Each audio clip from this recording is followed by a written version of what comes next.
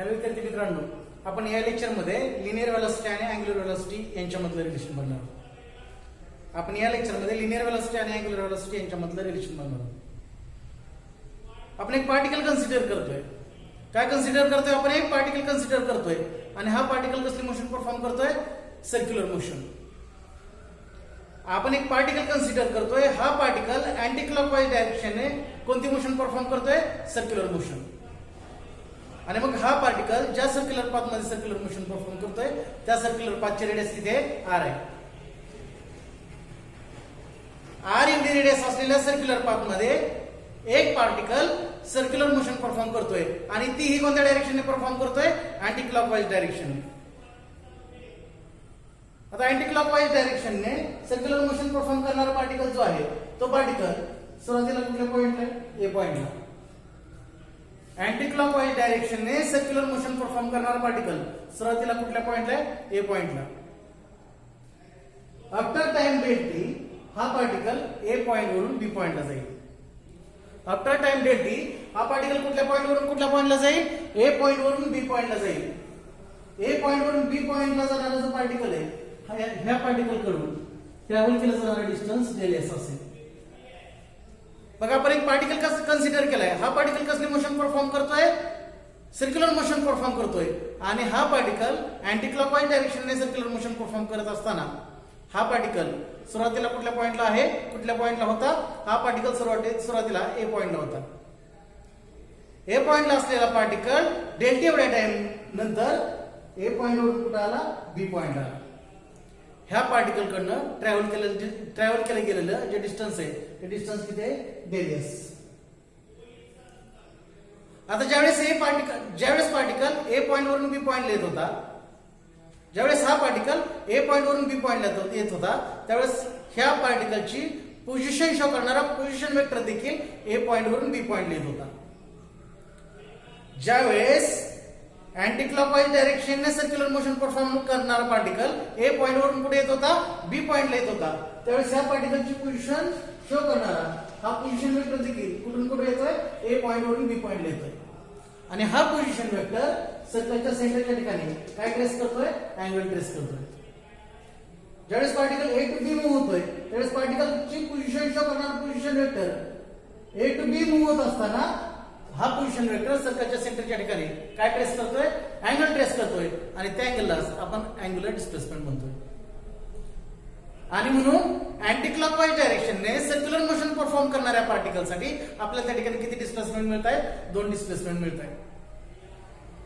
पहिली डिस्प्लेसमेंट ही linear displacement del S आणि दुसरी डिस्प्लेसमेंट ही angular displacement del theta. Anti clockwise डायरेक्शनने सर्क्युलर मोशन परफॉर्म करणाऱ्या पार्टिकलची लिनियर डिस्प्लेसमेंट डेल एस आणि अँग्युलर डिस्प्लेसमेंट डेल थीटा. आता ए टू बी मूव्ह होणाऱ्या पार्टिकलसाठी जर टाइम डेल टी हा खूप स्मॉल असेल, ए टू बी मूव्ह होणाऱ्या पार्टिकलसाठी टाइम डेल टी हा जर खूप स्मॉल असेल तर ए टू बी हे डिस्टन्स ट्रॅव्हल करणाऱ्या पार्टिकलसाठी डेल एस हे जे डिस्टन्स आहे किंवा डेल एस ही जी डिस्प्लेसमेंट आहे ही डिस्प्लेसमेंट अप्रॉक्सिमेटली काय? स्ट्रेट लाईन आहे. आणि म्हणून मगाशी सांगितल्याप्रमाणे ए टू बी मूव्ह होणाऱ्या पार्टिकलची जी डिस्प्लेसमेंट आहे ती कसली डिस्प्लेसमेंट आहे? त्या ठिकाणची लिनियर डिस्प्लेसमेंट डेल एस आहे.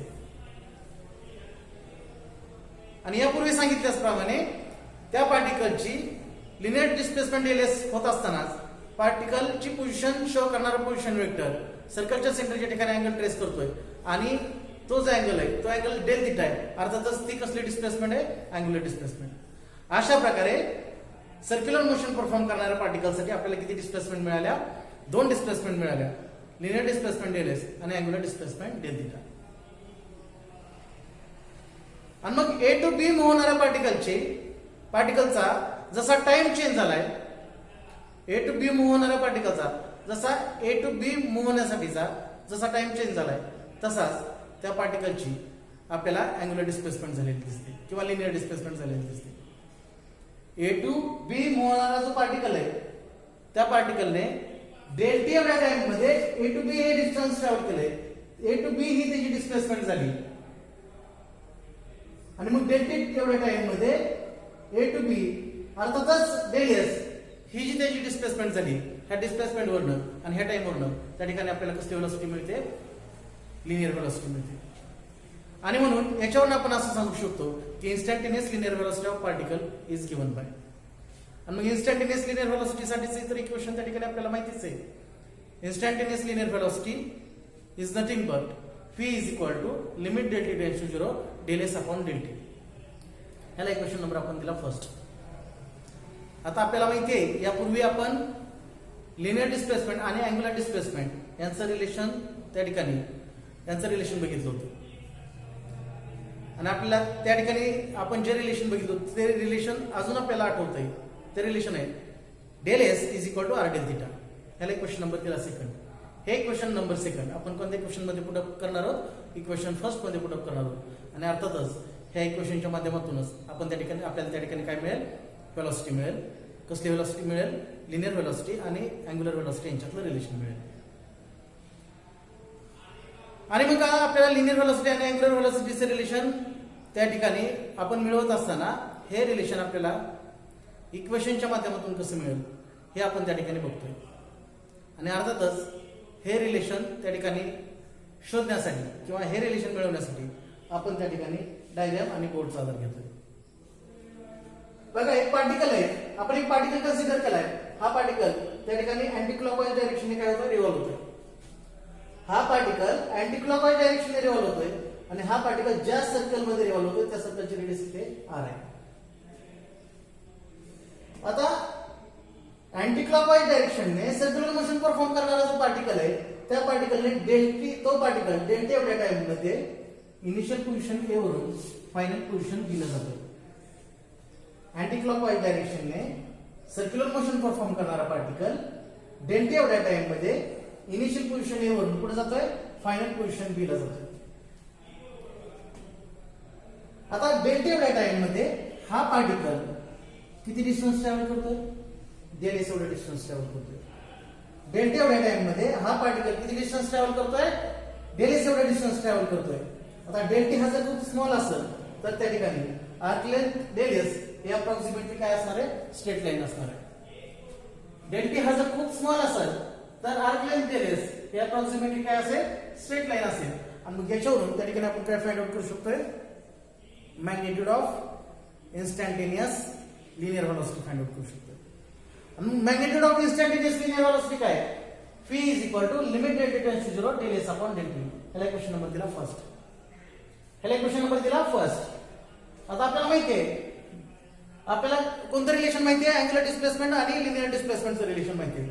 Angular displacement del theta is equal to del s upon r. Angular displacement del theta is equal to del s upon r. R या ठिकाणी डिवाइड आहे, लेफ्ट हँड साइडला जाऊन multiply होईल. So del s is equal to काय मिळेल आपल्याला, r del theta मिळेल. Del s is equal to काय मिळेल त्या ठिकाणी आपल्याला, आर डेल थिटा मिळेल. याला आपण इक्वेशन नंबर दिला सेकंड. याला आपण इक्वेशन नंबर काय देतोय, सेकंड. आता आपण इक्वेशन फर्स्ट मध्ये पुट अप करतोय. म्हणजे इक्वेशन फर्स्ट मध्ये जिथं डेल एस टर्म आहे त्या ठिकाणी आपण काय पुट अप करणार आहे, r del theta. Equation first मध्ये जिथं डेल एस टर्म आहे त्या ठिकाणी आपण काय पुट अप करणार आहे, आर डेल थिटा. सो आपल्याला इक्वेशन काय मिळेल, v is equal to limit del t tends to 0 r del theta upon del t. v is equal to limit del t tends to 0 r del theta upon del t. v ला v as it is equal to as it is. R हे कसं आहे, constant. R हे कसं आहे, constant आहे. आणि मग कॉन्स्टंटची टर्म आपण लिमिटच्या बाहेर काढतो. So v is equal to r into limit del t tends to 0 del t tends to 0 del theta upon del t. काय मिळालं आपल्याला, v is equal to r into limit del t tends to 0 del theta upon del t. पण limit del t tends to 0 del theta upon del t म्हणजे त्या ठिकाणी कसली velocity असते, angular velocity असते. The rate of change of angular displacement with respect to time म्हणजे कसली velocity असते, अँग्युलर व्हेलॉसिटी असते. आणि म्हणून ज्या ठिकाणी limit del t tends to 0 del theta upon del t आहे त्या ठिकाणी आपण अँग्युलर व्हेलॉसिटीसाठी कोणती टर्म पुट अप करणार, कोणते रेट पुट अप करणार, ओमेगा. सो v ला v as it is equal to as it is, r ला ऍज इट इज. ज्या ठिकाणी limit del t tends to 0 del theta upon del t आहे त्या ठिकाणी आपण काय पुट अप करतोय, ओमेगा पुट अप करतोय. आणि अशा प्रकारे आपल्याला लिनियर व्हेलॉसिटी आणि अँग्युलर व्हेलॉसिटी यांच्यामधलं रिलेशन मिळालं. अशा प्रकारे आपल्याला लिनियर व्हेलॉसिटी आणि अँग्युलर व्हेलॉसिटी यांच्याबद्दल रिलेशन मिळालं. काय रिलेशन आहे? Linear velocity is equal to radius into angular velocity. Relation काय मित्रांनो? Linear velocity is equal to radius into angular velocity. आपण ओव्हरऑल कन्सेप्ट बद्दल बोलू. आपण या ठिकाणी एक पार्टिकल कन्सिडर केला होता. हा पार्टिकल त्या ठिकाणी सर्क्युलर मोशन परफॉर्म करतोय, anti clockwise direction circular motion perform करतोय. सुरुवातीला हा पार्टिकल ए पॉइंटला आहे. आफ्टर टाइम डेल्टी हा पार्टिकल बी पॉइंटला जातोय. डेल्टी एवढ्या टाइम मध्ये हा पार्टिकल डेल्स एवढे डिस्टन्स ट्रॅव्हल करतोय.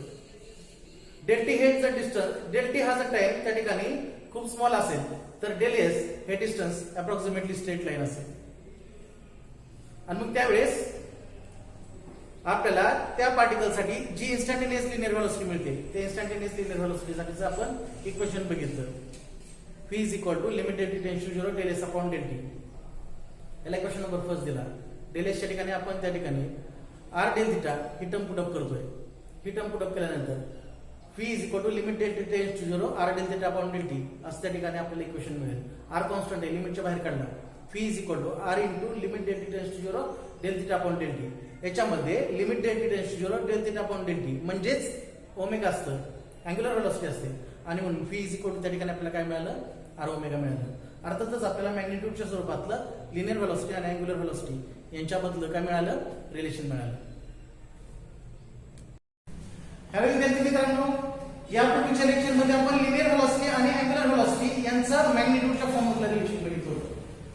आजच्या लेक्चर मध्ये देखील आपण लिनियर व्हेलॉसिटी आणि अँग्युलर व्हेलॉसिटी यांचं रिलेशन बघणार आहोत. मात्र आज रिलेशन बघताना अर्थातच आपण ते कोणत्या फॉर्म मधलं रिलेशन बघणार आहोत? वेक्टरच्या फॉर्म मधलं रिलेशन बघणार आहोत.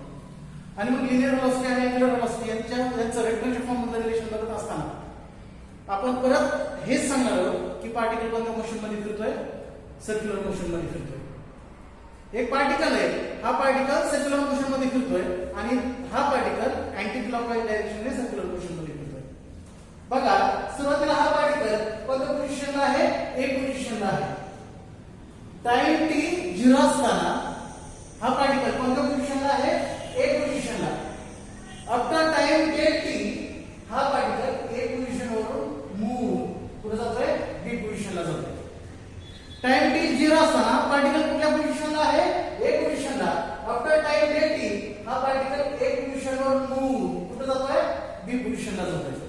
अर्थातच पार्टिकलची त्या ठिकाणी झालेली जी डिस्प्लेसमेंट आहे ती कसली डिस्प्लेसमेंट आहे? Linear displacement del s. A position वरून बी पोझिशनला जाणाऱ्या पार्टिकलची जी डिस्प्लेसमेंट त्या ठिकाणी होते, अर्थातच आपण त्या डिस्प्लेसमेंटला कसली डिस्प्लेसमेंट म्हणतोय? Linear displacement del s. पण त्याच वेळेस पार्टिकलची पोझिशन दाखवणारा जो पोझिशन वेक्टर आहे तो पोझिशन वेक्टर पण ए पॉइंट वरून बी पॉइंटला जातो. आणि मग हा पोझिशन वेक्टर ए पॉइंट वरून बी पॉइंटला जात असताना हा पोझिशन वेक्टर सर्कलच्या सेंटरच्या ठिकाणी अँगल ट्रेस करतो. आणि मग हा पोझिशन वेक्टर सर्कलच्या सेंटरच्या ठिकाणी जो अँगल ट्रेस करतोय त्याला आपण काय म्हणतोय? अँग्युलर डिस्प्लेसमेंट म्हणतो. अर्थातच सर्क्युलर मोशन परफॉर्म करणाऱ्या अँटी क्लॉकवाईज डायरेक्शनने सर्क्युलर मोशन परफॉर्म करणाऱ्या पार्टिकलसाठी मला त्या ठिकाणी किती डिस्प्लेसमेंट मिळत आहे? 2 डिस्प्लेसमेंट मिळत आहेत. एक लिनियर डिस्प्लेसमेंट डेल एस आणि अँग्युलर डिस्प्लेसमेंट डेल थिटा. आणि मग लिनियर डिस्प्लेसमेंट डेल एस मुळे मला त्या ठिकाणी जी व्हेलॉसिटी मिळते त्याला मी कसली व्हेलॉसिटी म्हणतोय? Linear velocity. तर अँग्युलर डिस्प्लेसमेंट डेल थिटा मुळे मला जी व्हेलॉसिटी मिळते त्या व्हेलॉसिटीला मी कसली व्हेलॉसिटी म्हणतोय? Angular velocity. आणि ह्या लिनियर व्हेलॉसिटी आणि अँग्युलर व्हेलॉसिटी मधलंच आपण त्या ठिकाणी रिलेशन बघणार आहोत. अर्थातच ते कोणत्या फॉर्म मधलं रिलेशन असणार आहे? वेक्टरच्या फॉर्म मधलं रिलेशन असणार आहे. आणि मग वेक्टरच्या फॉर्म मधलं रिलेशन बघत असताना आपण हे सगळं बोर्डच्या माध्यमातून पुन्हा एकदा सांगण्याचा प्रयत्न करणार आहोत. बघा, आपण एक पार्टिकल कन्सिडर केला. हा पार्टिकल कसली मोशन परफॉर्म करतोय? सर्क्युलर मोशन परफॉर्म करतोय. आणि कोणत्या डायरेक्शनने सर्क्युलर मोशन परफॉर्म करतोय? अँटी क्लॉकवाईज डायरेक्शनने. पार्टिकल अँटी क्लॉकवाईज डायरेक्शनने सर्क्युलर मोशन परफॉर्म करतोय. आता अँटी क्लॉकवाईज डायरेक्शनने सर्क्युलर मोशन परफॉर्म करणारा पार्टिकल जो आहे तो सुरुवातीला कोणत्या पॉइंटला आहे? ए पॉइंटला. हा पार्टिकल सुरुवातीला ए पॉइंटला आहे. डेल टी एवढ्या टाइम नंतर हा पार्टिकल बी पॉइंटला जातोय. बघा, हा पार्टिकल सुरुवातीला ए पॉइंटला आहे. डेल टी एवढ्या टाइम नंतर हा पार्टिकल ए पॉइंट वरून कुठे जातोय? बी पॉइंटला जातोय. आणि ए पॉइंट वरून बी पॉइंटला जाणारा जो पार्टिकल आहे त्या पार्टिकलची डेल टी एवढ्या टाइम मध्ये जी डिस्प्लेसमेंट होते त्या डिस्प्लेसमेंटला आपण कसली डिस्प्लेसमेंट म्हणतोय? Linear displacement. त्या डिस्प्लेसमेंटला आपण कसली डिस्प्लेसमेंट म्हणतोय? Linear displacement. आणि त्या संदर्भात एक वाक्य दिलेले आहे. During time del t small distance covered by particle is RkB. बघा, ज्यावेळेस पार्टिकल ए पॉइंटला पॉइंटवरून बी पॉइंटला जातोय त्यावेळेस त्या स्मॉल टाइम मध्ये पार्टिकलने कव्हर केलेलं डिस्टन्स म्हणजे काय असतं? RkB असते. आणि हा RkB म्हणजेच काय असतं? Distance डेलेस vector. हे RkB म्हणजेच काय असतं? Displacement डेलेस vector. आणि मग मला सांगा की या ठिकाणी डेलेस ही त्या पार्टिकलची कसली डिस्प्लेसमेंट झाली? लिनियर डिस्प्लेसमेंट झाली. आता ह्या लिनियर डिस्प्लेसमेंट संदर्भात वेक्टरच्या फॉर्म मध्ये रिलेशन या पुढच्या लेक्चर मध्ये आपण ते बघितलेले. आणि मग लिनियर डिस्प्लेसमेंट आणि अँग्युलर डिस्प्लेसमेंटचं वेक्टरच्या फॉर्म मध्ये जे रिलेशन आहे ते रिलेशन काय आहे? Vector ds is equal to vector del theta cross vector r. त्याला इक्वेशन नंबर काय दिला? फर्स्ट. त्याला इक्वेशन नंबर काय दिला? फर्स्ट. आता हे जे इक्वेशन आहे त्या इक्वेशनच्या दोन्ही बाजूंना कशाने डिवाइड करू? del t. आणि म्हणून म्हणतोय divide both side of our equation by del t. त्या इक्वेशनच्या दोन्ही बाजूंना कशाने डिवाइड करायचं? del t ने डिवाइड करायचं. म्हणून मला सांगा की ह्या इक्वेशनच्या दोन्ही बाजूंना del t ने डिवाइड केल्यानंतर मला काय मिळेल? del s vector upon del t is equal to del theta vector upon del t cross r vector. Hello विद्यार्थी मित्रांनो, आताच आपण del s vector upon del t is equal to del theta vector upon del t cross r vector हे रिलेशन लिहिलं. आता हे जे रिलेशन आहे हे जे रिलेशन आहे किंवा हे जे इक्वेशन आहे ह्या इक्वेशनच्या दोन्ही बाजूंना del t टेन्स टू 0 हे लिमिट आपण पुट करू. ह्या इक्वेशनच्या दोन्ही बाजूंना del t टेन्स टू 0 हे लिमिट काय करू आपण? पुट करू. आणि मग काय म्हणतो आपण? Taking the limit del t tends to 0 on both side. आणि मग दोन्ही बाजूंना del t टेन्स टू 0 हे लिमिट टाकल्यानंतर काय मिळेल आपल्याला? Limit del t tends to 0 del s vector upon del t is equal to limit del t tends to 0 del theta vector upon del t cross r vector. इक्वेशनच्या दोन्ही बाजूंना आपण limit टाकले. आणि मग लिमिट टाकल्यानंतर आपल्याला काय मिळेल? Limit del t tends to 0 del s vector upon del t च्या ऐवजी आपल्याला काय मिळेल? ds vector upon dt is equal to as it is.